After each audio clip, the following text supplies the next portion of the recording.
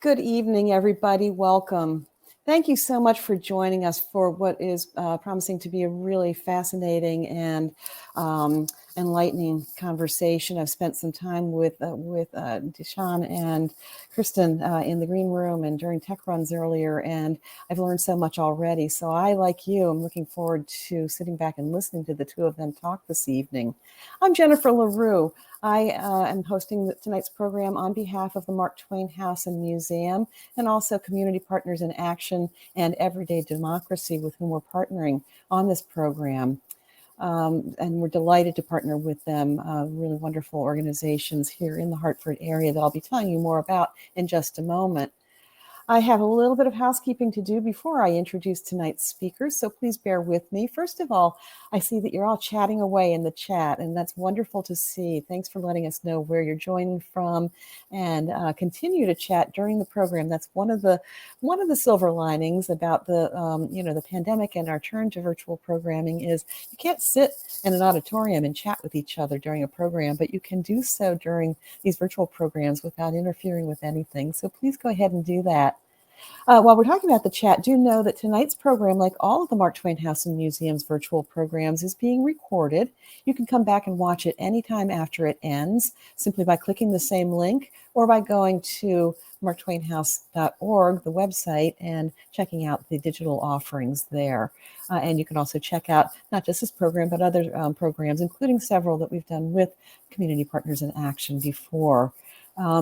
So keep chatting away. Know that the chat continues in perpetuity, so it remains live even after the program is over. So if you start a conversation that you'd like to continue with somebody in the chat, you can do so, again, by following that same link. However, we are going to do a Q&A session toward the end of our program tonight, and you can make that a lot easier for me, who will be managing that part of the program. If rather than put your question in the chat area, if I could ask you please to help me out by putting it down in the Ask a Question area that you see at the bottom of your screen, right smack dab in the middle. That will make that part of the program go that much more smoothly. And another thing about that is during the program, you can check to see what other people have asked. And perhaps you have the same question and you want to click on that to upvote it, moving it to the top of the pile. So please populate that Ask a Question area so we can have a lively Q&A toward the end of the program. While we're looking at that part of the screen, if I can ask your indulgence to look just a little bit higher where it says your support is vital. Click here to donate. So any donations that are made during tonight's program will be split evenly between the three organizations sponsoring it. So the Mark Twain House and Museum, Community Partners in Action, and Everyday Democracy will all benefit from your generosity. So please, if you're able, and we understand that things are such that not everybody can support in that way, but if you can, know on behalf of all three of these organizations that every single penny that you do share is very deeply appreciated, and every penny is put to very, very good use. Also in the chat, and we'll repost this in a moment, way up at the top of the chat, there's a link, an opportunity for you to purchase your very own signed copy of the book that we're discussing tonight, The Rage of Innocence, How America Criminalizes Black Youth. And thank you, Jacques, for reposting that link by Kristin Henning.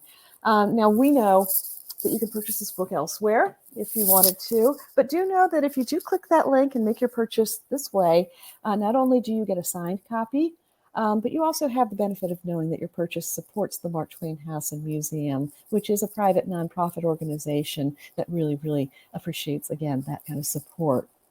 So having said all of that, let me first of all thank our sponsors. Tonight's program, like all of our virtual programs, is sponsored by the Wish You Well Foundation and by Connecticut Public, WNPR, our media sponsor.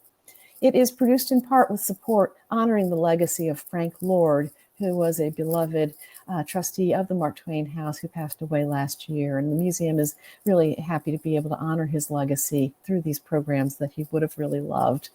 Again, to learn more about our programs at the Twain House, visit marktwainhouse.org. I know that Jacques, who is a dear friend and colleague who put this program together for us tonight, did post in the chat website links for you to check out information about Community Partners in Action and Everyday Democracy, with whom we're partnering together tonight for this important conversation about how the American criminal justice system views, targets, and disproportionately punishes Black youth. I will just say a word about our co-sponsors tonight. Community Partners in Action was founded nearly 150 years ago to champion criminal justice reform and advocate for preserving the dignity of those in and out of prison. It's one of the oldest organizations of its kind in the country, and Mark Twain himself was involved in the founding of our Community Partners in Action, so that's a really nice connection that we celebrate. Everyday Democracy is a national organization based in Hartford that supports people and institutions in building racially just, inclusive communities for an equitable democracy. So let me introduce tonight's guests. Dishon Rucker moved to Connecticut from Atlanta in 2005 to be closer to his home state of New Jersey. Before moving to Connecticut, his professional background and experience is always centered around sports. He graduated from Hamden University with a BS in sports management, and in 2005, he was introduced to the world of human services, starting at the Boys and Girls Village. During the next 17 years, he worked in various capacities, serving children and adults who deal with behavioral, mental health, or substance abuse concerns. These experiences also pushed Dishon to start his own family services company called ROC Solid Family Services, LLC, ROC standing for Rebuilding Our Communities, focused on addressing the needs of the total family and believing that all lasting life lessons start at home. Dishon will be in conversation with Kristin Henning, a nationally recognized trainer and consultant on the intersection of race, adolescence, and policing. She's the Bloom Professor of Law and Director of the Juvenile Justice Clinic and Initiative at the Georgetown University Law Center. From 1998 to 2001, she was the lead attorney at the juvenile unit at the Public Defender Service for the District of Columbia. Her awards include the 2021 Leadership Prize from the Juvenile Law Center and the 2013 Robert E. Shepard Jr. Award for Excellence in Juvenile Defense from the National Juvenile Defender Center. Ladies and gentlemen, give me a moment to bring our guests up on screen. Dishon Rucker and Kristin Henning. A little delay there, excuse that. So welcome, Kristin and Dishon. Thank you so much for being here this evening with us. We're glad to have you. Thank you. Good evening. Thank you very much for having us. Really, really appreciate it. It's our pleasure. So we talked about the Q&A. Dishon, will you let me know when it's time to come back up and help with that? Yes, ma'am. I absolutely will. All right. Well, I look forward to it. Meanwhile, I'm going to sit back and enjoy the conversation like everybody else. So see you in a little bit and enjoy. All right. Thanks. All right. Good evening again, Ms. Henning. Again, my pleasure and an honor to meet you. I just want to tell you I'm very excited just for this opportunity to have this conversation. So my first question that I wanted to lead into, the title of the book, The Rage of Innocence, right? Why that title? And also for me, why the choice in the artwork for the cover of the book? Oh, two great questions. So the title of the book, The Rage of Innocence, is for me, the rage that every single one of us should have when any one child in this country is deprived of an opportunity to be a child, right? So that's the macro lens. Mm-hmm. And that title, though, has a number of nuanced layers. And I think one of the most important layers is that the rage of innocence is also the rage that so many Black children have when they are told over and over again that they are criminal, that they are to be feared, that they are a threat, that they are not welcome. And so, any person with an ounce of self-respect, an ounce of dignity, an ounce of self-worth is going to push back on those labels, right? Yes, and when you're a teenager, right, you don't say, Mr. Officer, I don't appreciate the way you're talking to me or treating me. And instead, you are exactly what any teenager is: impulsive, reactive, emotional, fairness Mm-hmm. fanatics. And so Mm-hmm. sometimes when young people speak out and they resist those labels, it sounds aggressive. It sounds more aggressive Yes. than it actually is. So that's what the title means for me. With regard to that cover, the cover art is just so powerful and painful Yes. all at Yes. the same time. But it represents the fact that a Black child in today's society really walks around with a target on their back. Mm-hmm. In school, in the community, in recreation, in Mm-hmm. mental health, in every space in which they occupy, that there's this target, and that target is this fear by others that Black Okay. child is dangerous, is going to be criminal, and so they get treated in those ways. Okay. So one of the other things that I've just been really focused on over the last couple months, I'm a person that loves motivational speaking Mm, and different type of podcasts that talk about those things. And the word pivot keeps jumping out at me, right? mm, So for me, what was the pivot for you to lead to this career path? Like we talked mm. earlier about your upbringing in North Carolina. So not so much where you became a professional, but what put that idea, the seed in your head to say, this is what I want to do with my work. So I love that language, pivot. So I use the aha word, right? What was your Ah, aha moment? And for mm-hmm, me, I came from a family that had always been engaged in some way or another in working with children and at-risk children in particular. My okay, mother was in early childhood education. My father was a businessman, but on Friday evenings he would host boys from our local church over, mm-hmm, for a Friday night boys group. So, okay, so I think in my heart and in my spirit, I've always had this passion for children and children who were in need. But my aha mm-hmm, moment came when I was a freshman in college. I got an apprenticeship at the local district attorney's office. And I will never forget the first day that I went to court. I was supposed to meet the assigned juvenile in juvenile court, the assigned juvenile district attorney for the day.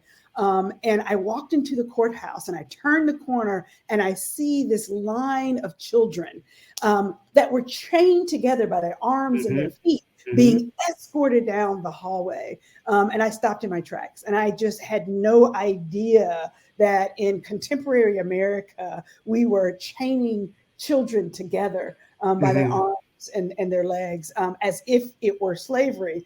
And this was, in the 80s, late 80s, that this happened. And this was in Durham, North Carolina. And so I walked into the courtroom, sat down next to the assistant district attorney, and I said, I want to be over there. And I was pointing across the room and I said, I want to be at the table with the kids.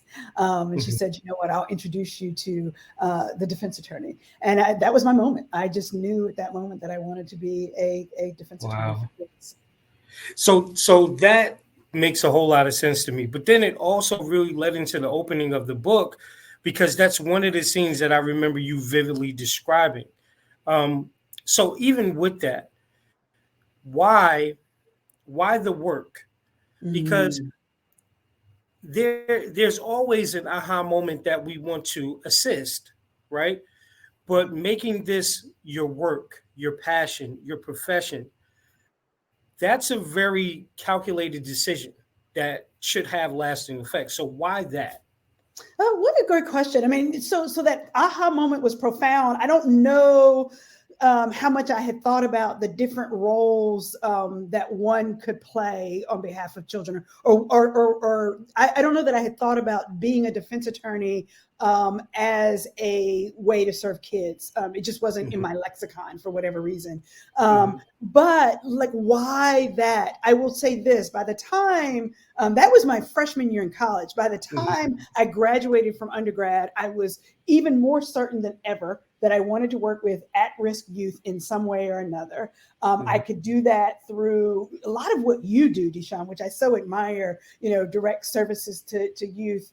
mm-hmm, So I knew I could do that. I had this passion for being a lawyer and being an advocate, for standing up and giving voice to children. And so by the time I got to law school, I was told, well, you could be a lawyer in abuse and neglect cases, representing those children who, have been, hurt and abused in some way. You could be a special education lawyer, advocating for the educational rights of kids. People weren't really still even talking much about being a defense lawyer. And for me, recalling that moment of kids being chained together, the sense was, especially when I was going through law school, not so much with my professors, but at that era, that people were like, the kids in the delinquency system were the bad kids. And so you could do better by working with these good kids who are the sad kids. And so I realized, no. I want to be with the deep end kids. I want to be with the kids who everybody is labeling bad. And what was clear to me was that so many of the kids who were in the delinquency system, right, who needed a criminal defense lawyer, had been kids who were in special ed, kids who were abused and neglected, kids who otherwise didn't get mental health services that they needed. And so for me, it was the most oppressed and the least favorable group. And that was the group I wanted to work with. Absolutely. Representation is everything. So with that being said, why this book? Why this conversation? Why now? Why today is this important for you? So I have ultimately then, after that, aha moment, going to law school, graduating, I have now been representing children accused of crime in the nation's capital for 26 years. And in that entire 26 years, I have only to this day represented 4 white children. That's it. Every other child I have represented has been an African-American child. So that would lead people to believe that either the nation's capital doesn't have any white kids or that white kids don't commit crime. And I got to tell you, I hope we all know neither of those are true. Adolescents are adolescents wherever they live, whatever they look like, whatever class and race that they are. They're impulsive, reactive, and there is a temporary uptick in, delinquent type behaviors. But we, as a country, those racial disparities, the raw numbers look different, but the racial disparities are that extreme all over the country. Okay. Not by raw numbers, but by percentages. And so, a Black child is 3 times more likely to be arrested for a white child. And, what is clear is that the vast majority of children of any race who enter the juvenile legal system are there for normal adolescent behaviors. Very few children in the system are there for those serious violent offenses that we are most afraid of. Robbery, burglary, rape, assault, murder, all of that. Very few children, the vast majority of the system of children in the system. And so you ask, why now? It's really difficult to do this work for as long as I have, 26 years, and, to keep my eyes closed, right? You have, I started keeping what I call a shock and awe folder of all the cases that I was like, I don't even understand why this kid is in the system. Why are we responding to this normal adolescent behavior for this Black child in this way, in ways that we don't for white children? And so I think for me, this was my opportunity. I just couldn't keep doing the work. I still do it. I still represent kids, but I couldn't do it without interrogating those really, really hard questions, which is, why do these racial disparities exist all over the country? What impact are these racial disparities having on Black and brown children, right? Developmentally, physically, emotionally, psychologically, what impact is it having? And whether or not these racial disparities are making our country any safer. And if it's not, making us safer, and the over-criminalization of Black and brown youth isn't justified, then what are we going to do about it? So for me, that's why. Okay. So one of the other things that I came away with just in the first few chapters of the book was just an understanding that there was so much more that was going on in our country than is publicized, than is printed, and is showed, that people just don't know about. So for me, I felt the overwhelming burning to ask you this question. How hard is it for you to kind of carry that burden? Because again, you said it's a necessary conversation. Again, this is necessary work. Again, there are plenty of stories that we don't know that have happened. So why was this necessary for you? Really, I wanted to give voice to exactly what you just said, Dishon, which is this idea that, we don't know what we don't know. And I think people who are invested in there's so much conversation right now about police reform, criminal justice reform. And what was clear to me is that the challenges that children, adolescents, teenagers face with policing and with the criminal and juvenile legal system require a special telling, because so many people don't know. And in part because juvenile courts are kept confidential for the most part, right? So you don't get, the media coming in, filming, a juvenile court hearing by and large. And so there's so much that we don't know. And so I wanted to shed light on that. I wanted folks to really read this book and to see themselves in this book when they were children and say, I did that as a kid. Absolutely. Or right? Or to be a parent and say, oh man, my kid does that.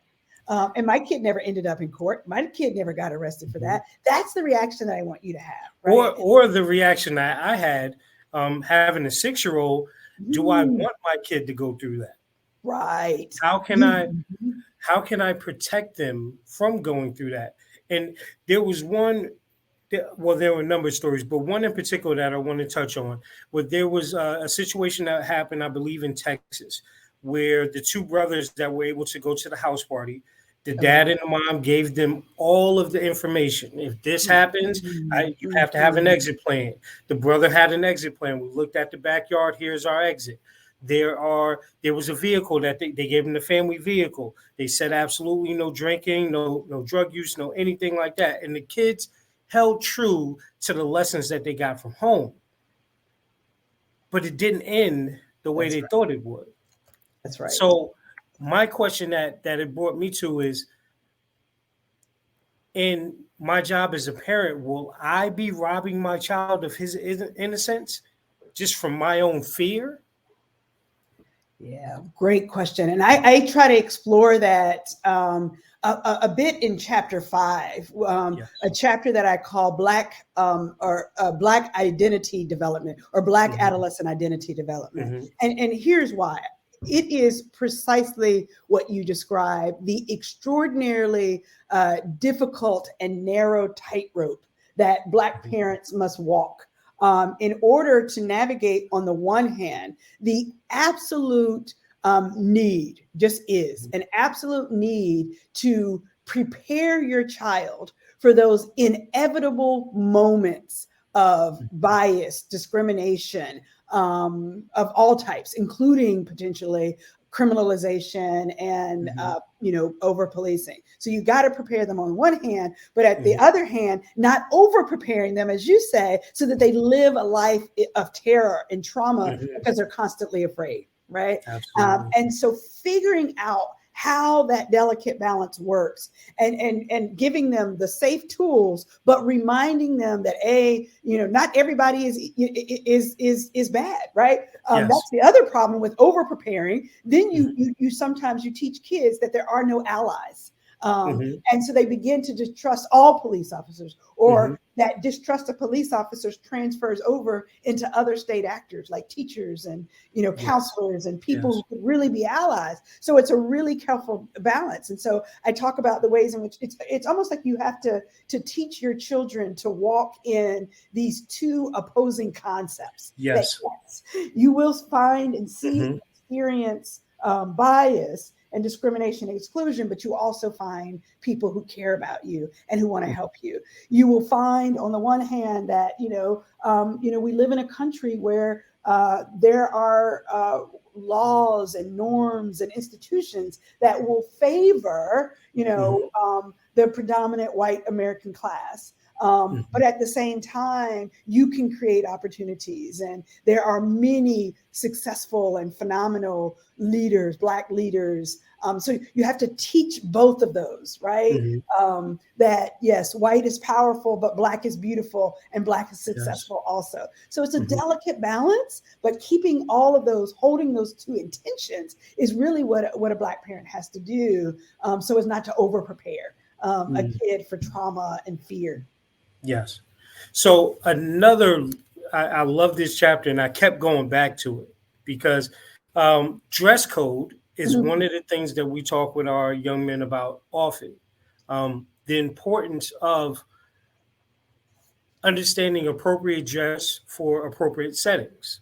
But one of the things that I found really interesting in dress code is that there was a definite disconnect between what minorities may say is our cultural expression and what the majority may say is freedom of expression. And the disconnect that I found with that is that it almost created a level of excuses for the freedom of expression. And it took away that freedom from the cultural expression. So what did you intend in that chapter of dress code? So here's what I think about when I think about dress code. And it is this. Think about, put yourself back into your years as a teenager. What did you care about most as a teenager? And what do your kids care about most? They care about who they're, that's right. What they wear, how they style their hair, what music they listen to, what friends they associate with, all of that, right? And so that it becomes part and parcel of identity formation. This notion of adolescent identity formation is the single most important thing that happens during our adolescent years. We figure out who we are, who we can become, and how we fit in with the rest of the society, right? Yes. And so at dress, we take it for granted, but dress is a huge part of that, right? So if I'm Afrocentric and I show up in my Afrocentric garb, that becomes a part and parcel of my identity. If I grow up and I listen to hip hop and I want to mimic that hip hop style, then that becomes a part of my identity. It doesn't mean I have to stick with that forever, but it becomes a part of my identity, maybe because my friends are doing it, maybe because it's consistent with the music that I listen to, but it's a part of my identity and my self-worth. Right. And so a couple of things are happening with the freedom of expression. The reality is that when we begin to police dress code, right, we are making a statement of worth. We are deciding that your choice of style is not acceptable, but yet dominant styles or other styles are acceptable. And so here's what happens, particularly with Black adolescent fashion, which I talked about in one of the chapters, is that it is Black adolescent fashion, it gets criminalized. And so just, some examples, sagging pants, for example. I don't want to see any kids' underwear either. But let's be clear, there is no other clothing item in our history that has been officially criminalized on the books. And by that, I mean, there are parts of the country where it is unlawful to wear sagging pants. Okay? And so you think, I can tolerate that as a law. No, we should not tolerate that as a law because because think about the tie-dye t-shirt that hippies wore, and that was commonly associated with drugs and, getting high. Think about the all Black attire that was commonly associated with the goth fashion era, which was associated with mass killings. Thank you very much. Yes. Right? You know what that brought me there? Yeah. And it brought me to a point where you were talking about sagging, right? Yeah. And you had linked it to just certain states and certain laws that were being created that were trying to be passed. And then I think we made the transition over to the Anthony Childs incident in Louisiana, right?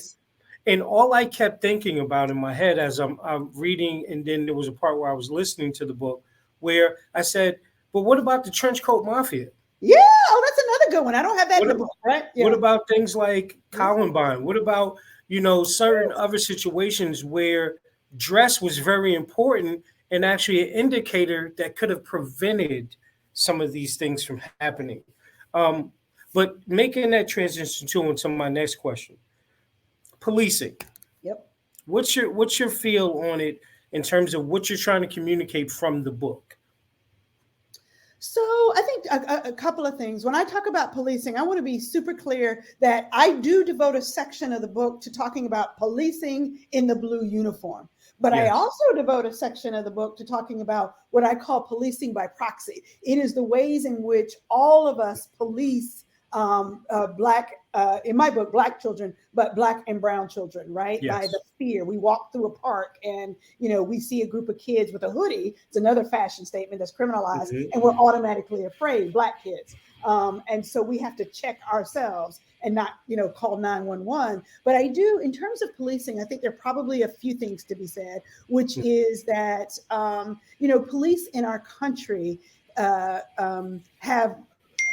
America has long used and relied upon police officers in a blue uniform to enforce the boundaries of race, right? Yes. So from the era of slavery, and you're thinking about the slave catchers, maybe they weren't officially police officers, but that was the earliest yes.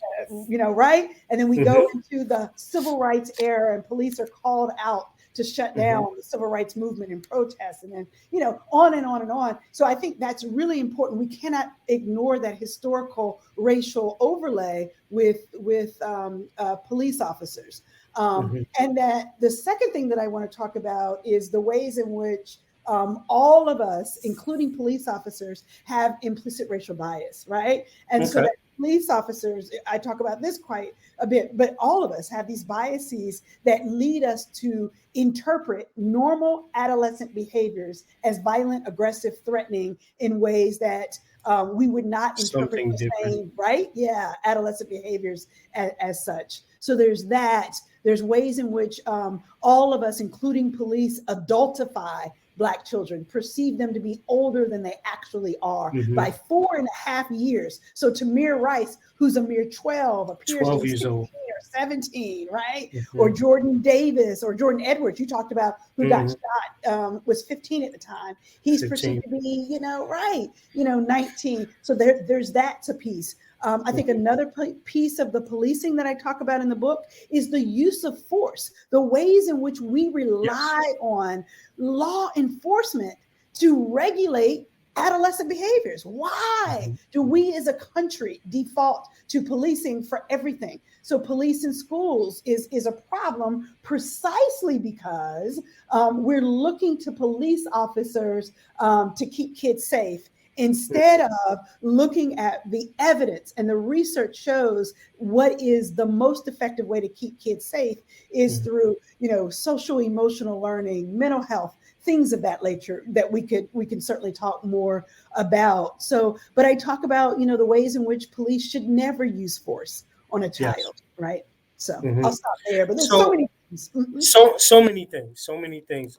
So one of the other things that I wanted to jump to real quickly before we have to bring Ms. Jennifer on is stigmas, labels. How important was that for you in terms of acknowledging those a lot throughout the book and kind of giving us a new understanding of how they impact the Black and brown community? How important was that for you? So stigmas and labels, meaning like, I think about that and correct me if you want me to go in a different direction, but I think a lot about the stereotypes and the tropes that we use to define Black and brown children. So like, brute and thug and cruel predator and Jezebel, like all of those myths that started in, it really, to be quite frank, to justify and explain why slavery was necessary, right? You start with these myths about Black people and Black children as being lazy and, incompetent. And then, later, We began to, right during the civil rights era, you begin to label them as dangerous and threatening and thugs and brutes. And then we get into the 1990s and we're labeling them super predators. Oh my God. We have a whole pseudo-scientific myth, right, that is used to justify, right, the mass incarceration of Black children in particular, right? The super predator myth by Princeton professor John DiIulio, who said that, you know, that by 2000, you know, Black children were going to run amok and rape, maim, and kill and rob all you know, all of America. That myth turned out to be not true at all. And within a year of him making that prediction, putting in newspapers that Black children were going to, you know, kill us all, you know, he recanted. But you ask what, I mean, those myths, those labels still live on today in the American psyche. So it doesn't matter that he came out and he denounced his own myth, right? It doesn't matter. You know how many laws were put on the books, criminal laws that make it easier to transfer or to try and prosecute children as adults, followed from that super predator myth. Almost every single state changed their law in some way to make it easier to prosecute children as adults. And those laws are still on the books. And guess what? Those laws that are still on the books are disproportionately and significantly so, disproportionately impacting Black children and brown children across the country. So absolutely, absolutely. So we have a couple minutes before we have to bring Miss Jennifer back on. So I wanted to do something a little bit fun. A little bit of word association, right? So I'm going to say a couple words. You throw out the first thing that comes to your mind. All right. When I say passion. Children are passionate. Children. Okay. When I say unity. I say we can all make a difference in this fight if we just come together. All right. And then my last one is the future. Adolescent activism is the future. Yep. And I say one more, if you'll let me. When you say the future, I say resilient, that Black and brown children are resilient. Yes, absolutely. This is great. You know, Miss Henning, I've been looking forward to this, so I could really go all night, but I know we got to get off. But before I bring Miss Jen back in, I did, and I always love motivation and quotes, right? So one that I wanted to share with the room and share with you as well, it's one of my favorite ones. It's from Muhammad Ali. And he says, the rent that we pay for this life on earth is service to others. And that's one of the things that I know we talk to our young men about a lot. But one of the things that kind of made me not only think about that quote when I read the book, but add to it, I think the one thing that your book communicates is we have to have a different level of understanding. Yes. And I think that's something that can lead us to the future. So just wanted to put that out there to everyone. Remember, people, the rent that we pay for this life on earth is service to others, no matter the color, no matter the creed, service, helping the next man. I love that. And if you will you let me add one to that? So absolutely. I say at the end of the book, in chapter 12, where I talk about, you know, remedies and solutions, a psychologist friend taught me a phrase. And she said that every child needs one irrationally caring adult in their lives. Wow. Right? And that a child would, I added to that, a child would do better to have an entire team of irrationally caring adults in their lives. Back to the village. Back to the village, right? It starts at home. That's right. You talk about it's so much so. And I got to say, though, it's beyond home. And it really ties to what you said about understanding. And that by becoming that irrationally caring adult to someone else, to a child, you become proximate to that child and you begin to understand and to see them as the child that they are and understand that Black children are children too. And then you can go out and you can tell their stories. So this book, The Rage of Innocence, is a collection of stories combined with the research, right? And it's because we got proximate to kids and are able to tell those stories. So each and every one of us can be that irrationally caring adult for someone, not just your own child, but for someone else. That means, they're going to make a mistake, but that I'm going to stick with you. I'm going to work with you. I'm going to guide and redirect. So I love yours, your quote, and I'll add one to it for the group. Add one to it. I love it. I love it. I love it. So we have reached our Q&A questions. So Miss Jen, could you help us out with that? I am reluctantly rejoining the screen because I could listen to the two of you talk for hours and hours and talk about passion. You used that word, Dishon, and first thing I thought of was this conversation, you two. We do have some audience questions, and I'm going to invite folks to continue to post questions because we only do have a few of them in there at this point, and that gives me the opportunity to invoke host privilege, as I sometimes do, and ask what I think is probably going to be a big question. You've kind of touched on it a little bit, but we've got this wonderful audience here. People are chiming in saying this has been so powerful, so helpful. We know that there are conversations like this going on elsewhere. We hope, what can we do? What could Jennifer LaRue, as just me, do to, and particularly I'm going to ask this with the awareness that I'm a middle-aged white woman. Obviously voting for the right people. I don't know. Tell me what are the action steps, the things that somebody like myself can do? So I think that's such a great question. And I love what you said. So it's wonderful that we ended sort of with, becoming that irrationally caring adult for someone. And, right. I've had folks say to me, but wait, I'm an older white male. How could I possibly be, and the reality is, there is such need, right, for allies and accomplices. I like to call it more than just an ally, but an accomplice, right? And so can you volunteer and can you engage and get proximate so you can share those stories so that you can tell people in your circle and your network just how fabulous young, Black and brown children, are, that they're just like any other kid. So that's one. But I love where you were going about voting. And so what I will say is this, it's about educating yourself on, and so I try to give this book as a way, as for a mass audience, to really begin to understand the trauma, for example, that young Black and brown children are facing, the fact that police are in schools. People tell me, I go out and I talk, and people are like, wait, police are in schools? Yes, police are in schools every day. And so educating yourself on, what's the role of police in school? What are the alternatives to police in schools? And becoming, pick one issue, right? And becoming a voice around that, showing up at a local city council meeting to educate yourself, right? Doing the research, saying what's one issue around juvenile legal system reform that I can learn something about and become a voice, on. I think is really critical. Maybe it's use of force. Learning, Dishon talked about Jordan Edwards in Texas, being shot at a party, which is so tragic, and learning more about that and how that happened and what you could do to prevent it. So it's not enough.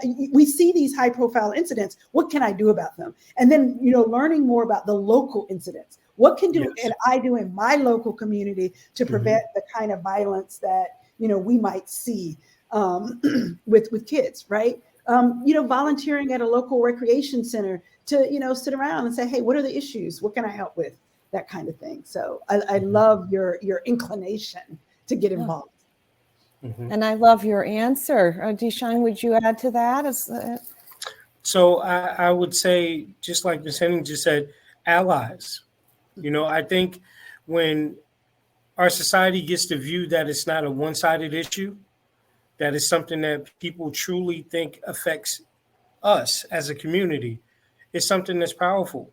Like in the book, they talked about the difference between the crack epidemic and the opioid epidemic. Me working in substance abuse for a number of years, just the way it was portrayed to the public was different, right? But I can tell you from firsthand, working in a methadone clinic, that not all my clients were Black and brown. So it affected the community. So we need allies across our community. The problems that we face in our society have no longer just settled with one race. This is a world problem that we need to address. So allies. I love that, allies and accomplices. Thank you. That's very helpful. And I'm going to get busy thinking about these things myself. I do want to apologize. It's come to my attention that the book link was somehow faulty. So I think that Jacques has corrected that and reposted. There had been some questions about wanting to see the image on the cover of the book since we discussed it. So I'll hold it up again here for everyone to see. Can folks see that? It is very powerful. And hopefully the book link is working now so you can take a closer look on your own, but wanted to make sure that everybody was able to see that. So let's go back to the audience questions. It looks like a few more have come in since I hogged the podium, as it were. Somebody who has not shared a name, but 2 people voted for this, says, I'm in Texas and my community seems all too quick to want to try juveniles as adults based on how heinous a crime might have been. Why is the criminal justice system so unable to embrace brain research that shows that human capacity for judgment isn't fully developed until around the age of 25? Such a powerful question. I mean, look, that question shows a depth of knowledge that, yes, I, spent a lot of time, in plain language in the first chapter of the book, trying to help folks realize exactly that the adolescent brain is not fully formed. And then as a result, and the last part of the brain to form is the they call the CEO of the brain, the logical reasoning, right? And that in addition to that, these what we call psychosocial features of adolescence, this notion of impulsivity, sensation seeking, risk taking, all of these things were, we were when we were kids, we were, fairness fanatics, emotional and reactive, and we made some really, really poor decisions. Well, guess what?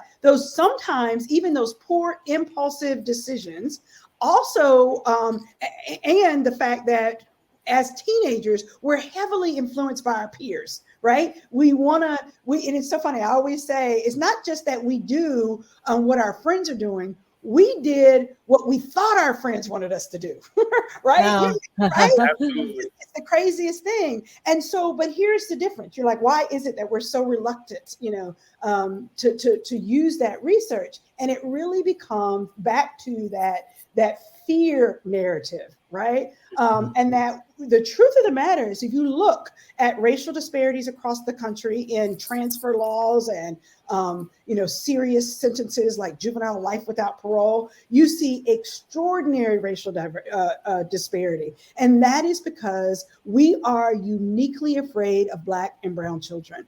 And I'm brutally honest with the audience. Think about the difference between Kyle Rittenhouse, right? And how he got full due process, benefit of the doubt. He got a full trial. And then think about Tamir Rice, who was playing with a toy gun and was shot dead within less than 3 seconds. It's really not that controversial. The difference is that there's this fabulous study, and I make sure I don't talk too long, but let me say, there's this fabulous study directly on this point, that even as people learned more and more about adolescent development and about a need for rehabilitative, humane responses for children in juvenile court, that the research showed that when we believe that the people committing those crimes are Black and brown youth, we are unwilling to accept those rehabilitative, humane responses. When we believe they're white children, we are. We believe that children should not have those severe offenses. And the way they structured that study was they gave everyone in the study a fact pattern. And the fact pattern involved the rape of an elderly woman. And the one fact was changed in the fact pattern. 50% of the people were told that the perpetrator, the child who committed that offense, was a Black person, and the other half were told that it was a white person. And the people who believed that it was a white person were ready to accept the more humane responses that a child committed this act for all of the reasons: poor home environment, adolescent poor impulse control, and all of these things, but weren't willing to accept those answers for Black children. So as long as we persist in the belief that Black and brown children are uniquely dangerous and are going to be the beneficiaries, if you will, of these transfer laws, then we're in favor of it. Wow, that is powerful. Mm-hmm. Dishon, do you have anything you'd like to add to that? No, that was absolutely perfect. Again, I think we again have a fault where we look at and judge the book before, understanding what the content is. And it couldn't be more cliche. I myself could be a victim of that. I could walk outside today and if I don't have a bow tie on, if I don't have a collared shirt, if I do have a hoodie on, I may become menacing. And that's something that people in our community have to live with. And it's something that we have to navigate very closely every day. And these are some of the things that we're trying to teach our children. So it's perfect. Well, thank you both for that. There's a very good question. Well, there's a couple more very good questions. One is from Nancy. I think that might be Nancy Pappas, saying, is it okay to share the video from tonight with advocacy or study groups in our towns? I think I speak for all three of the organizations who are co-sponsoring tonight that we would absolutely welcome that and think that would be a very good use of tonight's program. So unless anybody objects, I'm going to say yes, please, do go ahead and share. And I think as this book is rolled out, that folks, it has been a platform for folks to have this conversation. I've done a number of talks across the country with advocacy groups, with state actors, with lawmakers, and the like, precisely because the time is now to talk about this. And so I agree 100%. This is the conversation. Even watching this video is a conversation that should be shared. Well, thank you for that. And Nancy, thank you for bringing that up. I appreciate it. Valentine says, I think there is an overall belief that children are inherently innocent, and therefore that any child who does bad stuff must be incurably corrupt to counteract that innocence. And of course, that syllogism applies mostly to children of color. What would you say about that? So it's an interesting spin on it, right? Because Western society is deeply committed to notions of childhood innocence. We see, childhood as a value and adolescence as a value to be protected. And we promote this notion of children being innocent. The problem is that we actually don't see Black kids as innocent, right? And I really want to go back to a comment that I made earlier in response to one of Dishon's questions, is that, yes, there are people who believe, and I'm going to say it slightly different than the question is phrased, but people who believe that any child who ends up in juvenile court must be deviant and violent. But I cannot reiterate enough that the vast majority, on the order of 80%, of the children who end up in juvenile court are not there for those serious violent offenses that we most are afraid of.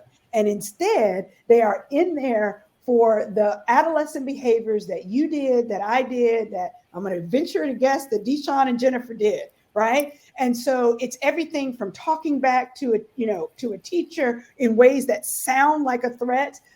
It's drugs, it's alcohol, it's driving under the influence, it's doing something on a dare, grabbing, stealing something from someone and running off on a dare. It is property damage, vandalism. It is those kinds of things. And so we have this, I hate to say it so strongly, but this delusion that people who end up in court are deviant. And they're not.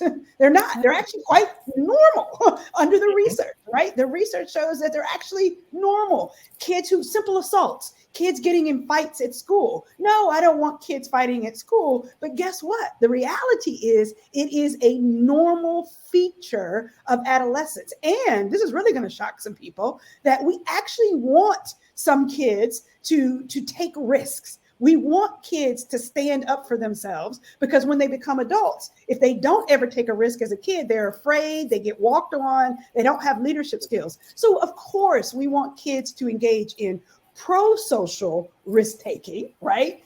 Pro-social conflict resolution, but we know kids are impulsive and reactive and emotional, and they get into a fight. How many of you have children who fight with one another as siblings, right? Or who had kids who brother and sister fight with one another? Mm-hmm. It's a part of what we call normative. I use the word normal, but the science calls it normative adolescent development, and they grow out of it. Right? Mm-hmm. We teach them empathy. We teach them conflict resolution. We criminalize Black and brown children who get into a fight at school, or who break a window when they get angry and impulsive and emotional. Wow. That's a lot to absorb. It's a lot to absorb.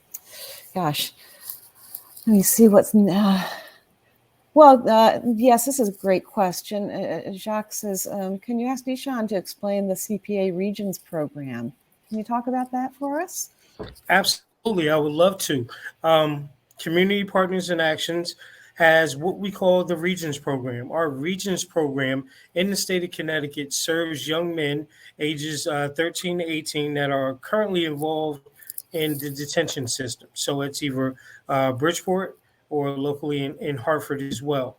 The focus of our program here is to get our kids from that setting, bring them over to our program, and get them reacclimated into things like school, get them involved into social skill, life skill building through DBT. We have clinical staff here. We have great dining staff here. We have staff here that serve as role models and mentors to our young men to show them that because you made a mistake, it doesn't make it the end of the world. But because you made a mistake, you have to become now accountable to direct your future. So the other part of our program is we've now created a vocational program which offers the young men opportunities to gain skills that they can take back with them into the community and hopefully get employment, hopefully get them reacclimated to their home school setting, and just give them a different option. Again, for us, the vision of everything that we're trying to do is provide them lessons, because unfortunately, and Ms. Henning covered it in the book, families in the black and brown community have been affected tremendously by incarceration, not only from juvenile aspect, but also adults. Not having the father in the home, having the mother maybe go through some legal troubles has caused a tremendous burden on our children that has taken their innocence and made them feel like they have to be adults before their time. So a lot of what we do here is talk about this is okay. This is your childhood. This is okay to make mistakes.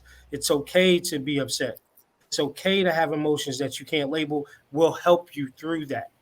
And again, for us, like we talked about in our discussion, our hope is that we create or we become allies for our children, because for me, all of these boys here are my boys. And I want them to know that they're my boys.